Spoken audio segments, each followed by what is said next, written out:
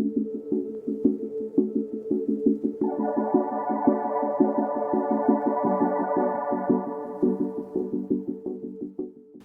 I'm Mike, Hi, I'm Sally. and today we're going to be talking about corporate lets and explaining exactly what is a corporate let, what are the benefits to you as landlords, and to give examples of what sort of corporate lets we've had over the last 15 years here at Guess.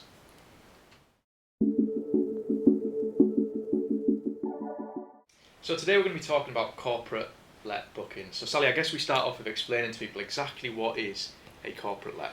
So, a corporate booking is exactly what it says it is. It is a company who will book accommodation for their employees who are working away from home rather than just an individual person booking their accommodation. And I think typically average length of stay, it's obviously normally a lot longer than your traditional holiday lets type thing. I mean, our average is around about 14 nights, I think, isn't it? Yeah. And it can be anything. It can be a lot more than that. It can be slightly less than that.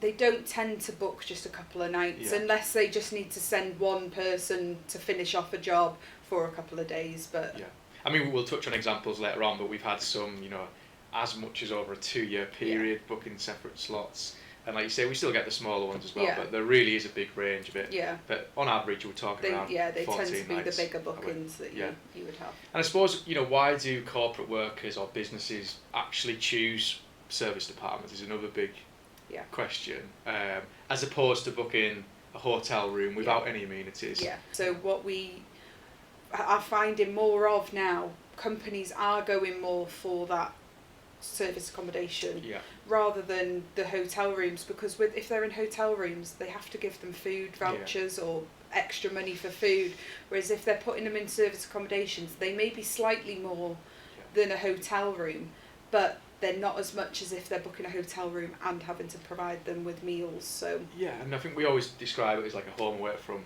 home, isn't it? Which it needs to have that feel, especially if it's going to be 14 nights plus, you want that with it. Like you say, in the past, a lot of times companies would have had vouchers to go for food, and people would have probably spent it on beer and all sorts of things.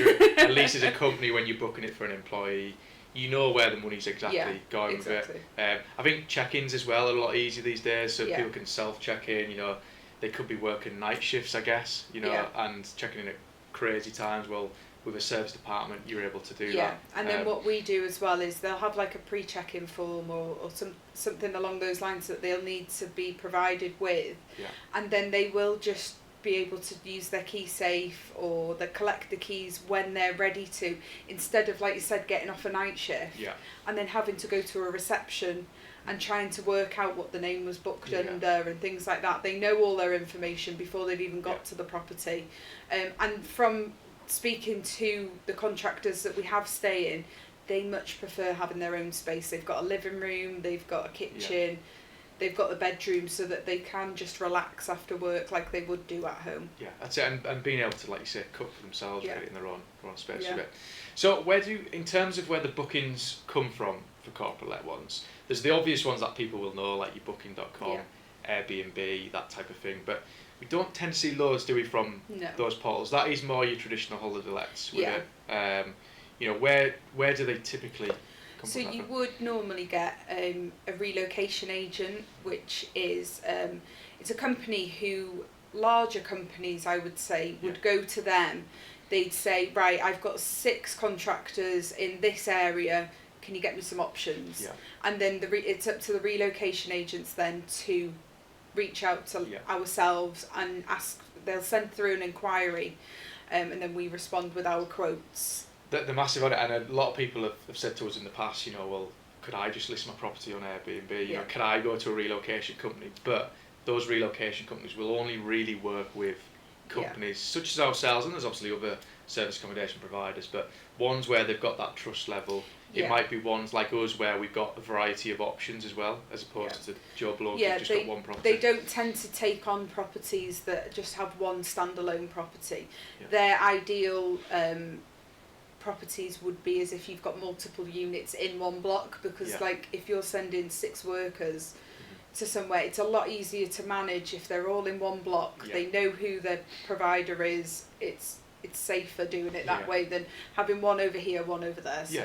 And it allows us as a company to reach out to bigger brands, doesn't it? You know, we've had the likes of Amazon that we've been working with. That you might not have had the opportunity to go direct to, obviously, with their team, but when those big companies will use recognised relocation companies, who in turn use recognised providers like us, and it gives us that opportunity to reach out to them. Someone like Amazon, if you're trying to get in with their booking team, it's not easy to get through to them because you know they have so many people working for them that it just doesn't.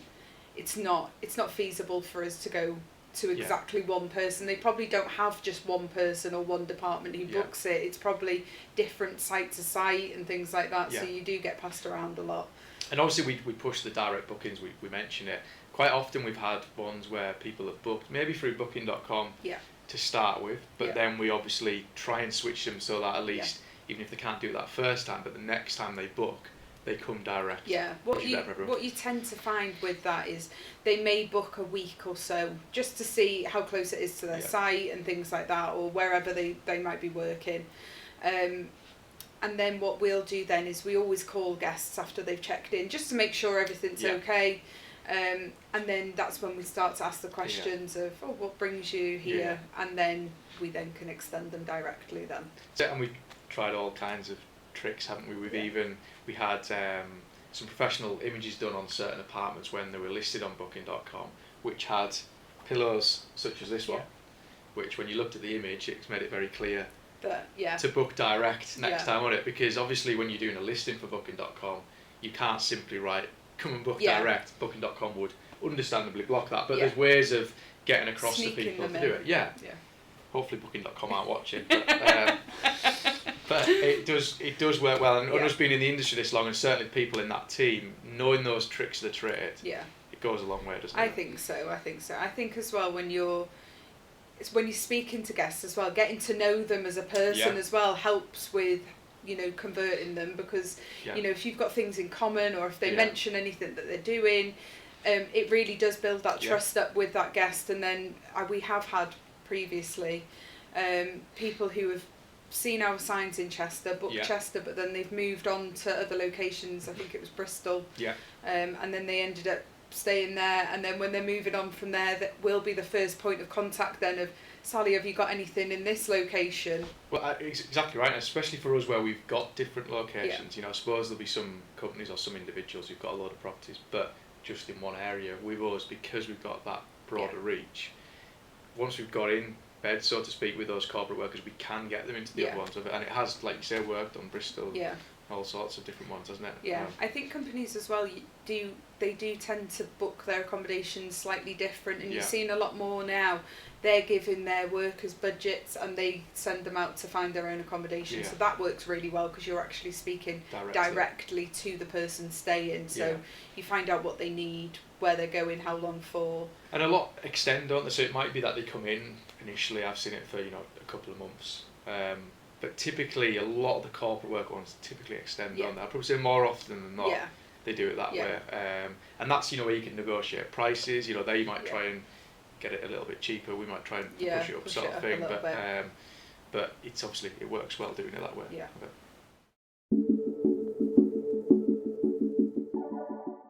So in terms of where typically corporate workers look for when they're looking for bookings of this sense, I mean, it's normally in the sort of towns, cities, isn't it? Close to transport links, train stations, that type of thing.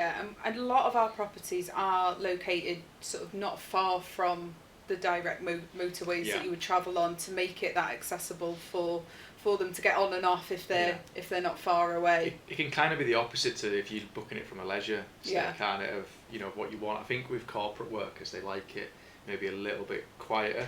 So we've had ones where it's slightly outside of the centre as such. Whereas if you're maybe going on a weekend stay, you want to be right in the centre. But you get a bit fed up with that if you were a worker and you're there for a couple of months. And I think as well, sometimes use Nailsea for an example. We've got properties in Nailsea, but we have a lot of people working over at Bristol Airport. Now they would have to go on that motorway to come back to Nailsea, but they love it a lot more than being in the centre of Bristol. They like the quieter outskirts, and it's not far from the... It's a great example, Nailsea, because I remember when we brought that property on when it was from a sales point of view, and I think people were questioning at the time, would people want to stay there? Surely they would prefer to go into Bristol itself, but exactly like you just said then, that was the reason why. They saw it more as a home away from home than somewhere right in the centre with it. Definitely. I think looking out for things like parking as well, that's one thing. If we are going slightly out of the towns and city centres, you do need the parking with it. And it's always a bonus if you've got it, even if it's in the centre itself. It's a good income generator as well. If you're a landlord, you can charge that little bit extra for parking, can't you? We do tend to do that. Some will be sold with parking, some without. So the ones without, we do try to, if especially with relocation agents, if they're requesting parking, we will just bump the prices up a little bit just to try and get you that little bit more. And we'll often link up with restaurants, bars, different amenities, won't we, in an area where we can put flyers and things like that in these properties. That will suit that corporate worker. Make them again feel more relaxed and stuff, and want to stay there a little bit longer. So in terms of some examples of the corporate bookings that we've had over the last 15 years here at Guess, I mean, the obvious ones are contractors. We get a lot of contractor bookings that working on building sites nearby. We've got a really good one in one of our properties in Chester at the moment. They've actually booked for the past 2 years. We do it on a 28-night booking because of the laws and stuff around service accommodation, but also it's always booked under a different name, so they'll send through for that month that who's going to be staying, and we just update the booking to different guests and stuff that will be staying in there. It's an amazing booking, isn't it? I mean, like you said, 24 months, I think it's been around the sort of £100 mark a night roughly of it, so you can imagine the sort of returns, and like you say, you've not got as many cleans, there's not many changeovers right like that with it. But as you say, because sometimes you get asked from people, well, why wouldn't that guest just take out a tenancy for a year? Why would you pay a nightly rate? But it's because the corporate company is booking them and putting different staff in those different months. That's why they do it. And I think as well, when you sign into a tenancy agreement, if you signed in for a 12-month tenancy agreement, you're restricted then to that.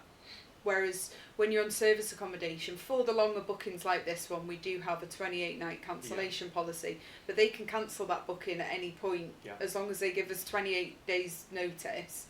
Whereas if you sign into a contract for 12 months, but you're actually only there for 6 months, you've got to pay for another 6 months after that, regardless, because you're legally bound into that contract. So I think that's why it works a lot better on serviced accommodation. Same as well, isn't it? And then they don't have to pay the bills either. They don't have to set up electric, gas, council tax, things like that. Exactly. And then we have sort of healthcare professions, don't we? We've got a lot of doctors, nurses. I remember during COVID time we had quite a few key workers that stayed in the apartments and stuff. Keep their families safe and things like that. If they're working in the hospitals, they don't want to bring anything home. Exactly, and from that we kind of built relations with different sectors that way of it. But certainly get a lot that way. I think in Heswell recently you were saying in Heswell, we've got a doctor at the moment. He's working over in Clatterbridge Hospital, and we also get a lot of patients that are having treatment done in Clatterbridge that come and stay with us, because it is only a short journey and the apartments are well equipped for.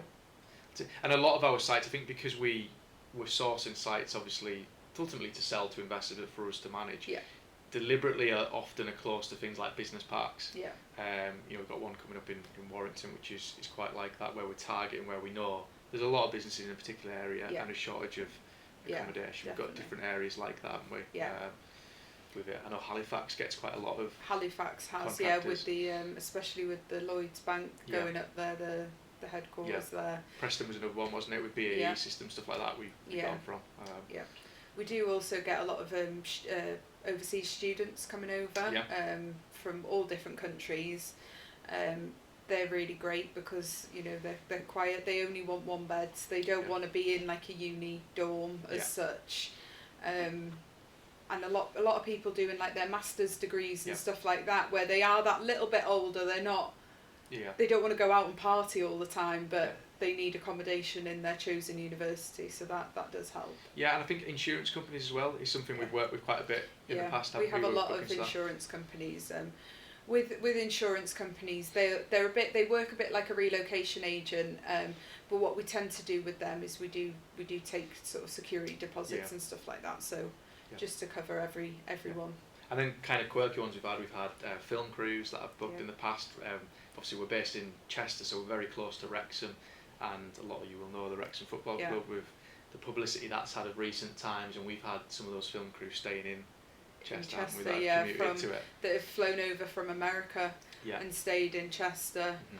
So that was a great opportunity, and we've had quite a few different sort of film stars, actors, like that. We link up, haven't we, with Story House, which is the local theatre in Chester, which normally their productions are about 3 to 4 months. So again, a lot of the lead actresses and actors actually, obviously need accommodation. We've had them in the past with it. We've had sports teams, Lancashire Cricket Club stayed with us in Chester. It might have actually been during the COVID period then, I think it was, because I think they were playing in Chester's ground at that point. So all kinds of corporate bookings that we've had over the years. We've had a really great one as well in Hull. That has been for the new Amazon that's being built. We've actually had the workers that are building the Amazon site there, and then now we're starting to see the actual workers for Amazon coming in, because they'll draft people over to help with the setup and the run-ins and stuff. So we've actually started to get those bookings from Amazon. It's a brilliant example, that one. We, in the sales side of things, we've obviously been focusing on Morecambe quite recently because of the new Eden project that's being built. And exactly like that with Hull, what the plan is when they start building the project, we will get workers then, the corporate workers that come in, and then when it's done, you then get the people working inside there, and visitors. And visiting, it's a great one, that. And I think Amazon was one where you kind of, again, we sort of got it through a relocation company, hadn't we, at one point? So, we talked about it's not that easy to go direct, but having those connections with the bigger relocation companies does bring in the bigger bookings from the bigger companies. So that's it. So a real mix of corporate bookings and different locations. As we said before, they then mix, and they might then be going to a particular area that follow us as a company in different ones. So it works really well. So why are corporate bookings good? I mean, they are our favourite type of bookings, aren't they? They are. Corporate lets. They're good for us, they're good for the guests, and they're good for the landlords ultimately that own the properties. The obvious ones is the higher occupancy that they provide because of the longer bookings. And then you can then, your ADR's a lot higher as well, so that covers that side of it. But more for landlords, you've got to think, if somebody's working away from home, chances are they want to put as many hours in to that day to get their income up as well. So you do find that it's going to be 12-hour days they'll be working. So they could be out of your apartment from 6 a.m. to 6 p.m, 7 p.m. So you've got to think your electric bills, your gas bills, everything's going to be lower because there's not going to be people in that apartment. It's a good point, and I think as well, people, again, because they're treating it more like the home when they're out and working, that they're more likely to turn off the heating when they leave turn off the heating. And we do have things like thermostats and stuff that we can put on controls, so that covers that side of it. But again, like you said, with lights and stuff, they won't leave them on because it is a bit more homely. Because a lot of the time these businesses are booking the corporate bookings, the actual workers that are using them know they have to be on their best behaviour. So I think typically they tend to look after the property better because they know if they don't, we'll be going to their employer. They're unlikely to be able to stay there again, and they're going to probably get a telling off and not be happy with it. That's it, because what we do offer as well is mid-stay cleans. This works out for the better for everyone, really, because we send in the housekeepers. It's usually fortnightly, some are weekly, depending on the area, depending on how much they're paying, things like that. But it keeps our eyes on that property.